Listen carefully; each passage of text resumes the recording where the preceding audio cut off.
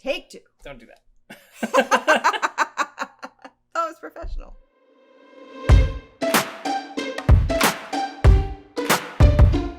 Hi, welcome to Data Amnesty. I'm Heather Krause from We All Count, and I'm here with Hans. And today we are going to talk about the question, what is bias in data anyway?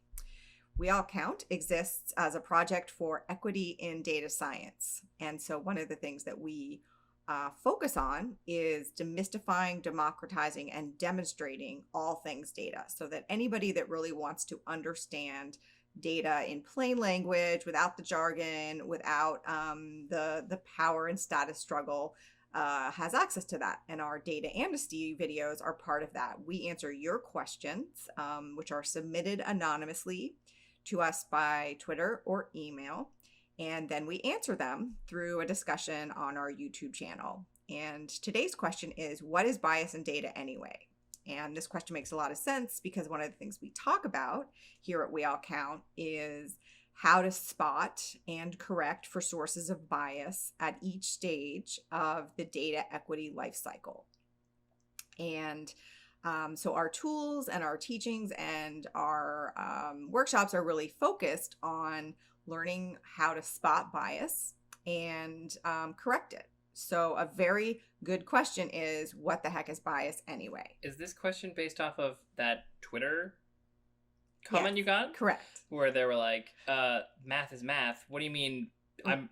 Correct me if I'm wrong, but I believe data is considered a series of numbers and processes to extrapolate them. How can there be bias? Right. It was very critical. Exactly. Oh, okay. Amazing.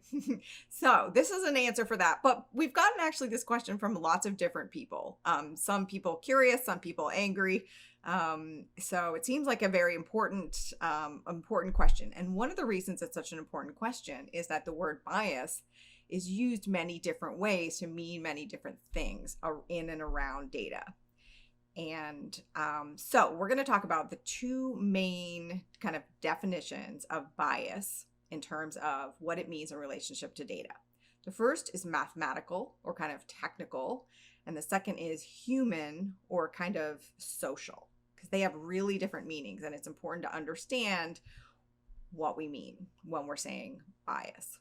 So we're going to first do the mathematical answer. So from a strictly technical point of view, from a math or a statistics point of view, the word bias has a very technical specific meaning. Bias is the difference between an estimator's expected value and the true value of the parameter being estimated. So like, what the heck? That's a lot of words. What do they actually mean? What it actually means is that if you have something that exists in the world, so say like the height of a tree, and you want to measure the height of that tree, but it's kind of hard to do because it's really tall. So you're going to use a method of measuring how tall the tree is. I did this in trigonometry in high school. Excellent. I don't remember how to do it, but it definitely involves a triangle. So an unbiased estimate of how tall that tree is very, very close to the actual height of the tree. That's what mathematically unbiased means. So if you take like 5 measurements of how tall this tree is, an unbiased measurement of the height of that tree is going to be very, very accurate to the actual height of the tree. Because what we're usually trying to do in data and statistics is get a measurement of something that we don't already know. We don't already know how high the tree is. We want to estimate how high the tree is. Right. And so unbiased has nothing to do with the social aspects of stereotypes and representative samples and all the things socially we think about in terms of bias. And when we're talking about the technical statistical term of unbiased, it's really important to know that a good synonym for that is accurate. What is not a good synonym for the technical mathematical terms of bias is precision. So accuracy and precision are really different things mathematically. So when you're using a statistical method that says it's going to give you an unbiased estimator, probably the most famous one of those is a randomized control trial, sometimes called an RCT. An RCT is a very good way to get an unbiased estimator, which means that that estimator is going to be very close to the real thing, very close to the height of the tree, but it won't necessarily be precise, because that's called the accuracy precision trade-off. Every single piece of data has an accuracy versus a precision trade-off, which is important to know when you're thinking about whether or not something can be unbiased. So we're going to look at a picture because this is a confusing concept. And so let's say we have, in the picture, we have 4 bullseyes. And each bullseye has 4 dots or 4 darts that were thrown at it to kind of give us an idea about what is a accurate or unbiased measurement as distinct from what is a precise. So if you have a bullseye and there are 4 darts all right on the center. So those darts are both accurate and precise. Right. So that's high accuracy, high precision. And they're accurate because they're close together. No, they're accurate because they're close to the right spot, and they're precise because they're close together. Okay. So the next bullseye has 4 darts that are really close together, but really far away from the bullseye. Mm-hmm. Those are very, very precise because they're close together, right, but they have really low accuracy. Right. And then we have the third bullseye, which are all pretty close to the bullseye, the center, mm-hmm, but they're spread out around the center. So they're on 4 different sides of the center. So they're very, very accurate, but low precision. Right. And then the fourth one is there's just 4 dots all over the place. Very low accuracy, very low precision. Right. So this is a technical meaning of unbiased, is the accuracy. So how close they are to that bullseye. Is that what that person on Twitter was objecting to? I don't know. Okay. Right. But it's important to understand that there's a technical and mathematical definition of the word unbiased, which has a meaning, mm-hmm, like how close are my measurements to the thing that I'm trying to measure that I actually don't know the truth of. Right. Which is what makes data science tricky, because mm-hmm, you're trying to get close to a measurement that you have no idea what the measurement is. And the reason that unbiased data is highly valued is because you want your measurements to be very close to the real thing. Sure. But that's not the only thing you want. Because, for example, if you want to know the average height of all the trees in the forest, you're going to have to choose a balance between the accuracy and the precision. So you're going to have to get something that's very, very unbiased, but very unprecise, which is what a randomized control trial gives you. Mm-hmm. Or you're going to have to make some compromises and get something that's more like the third in our targets here in the picture, and get something that is pretty accurate, but also still pretty precise. And so when a technical term, when a statistical method is unbiased, it means the expected value is really close to the actual value. So it's important when you're going to work on equity in data that you understand the technical term of unbiased, because that has very little relationship to the human common day-by-day usage of the word unbiased, or the social use of the word unbiased. I mean, it seems like biased or accurate have a place in math, but rarely would they say unbiased, right? They would say less accurate. You wouldn't say inaccurate. In math? Yeah. Yeah, no, you say unbiased. That's the technical term. Oh, but okay. You're looking for, like, the claim to fame for a randomized control trial is, mm-hmm, that it gives you an unbiased estimate of the average treatment effect. Right. And that means you can repeat it a lot of times, mm-hmm, and you will get the same measurement. Right. So you can measure the tree a lot of times and it will be the same.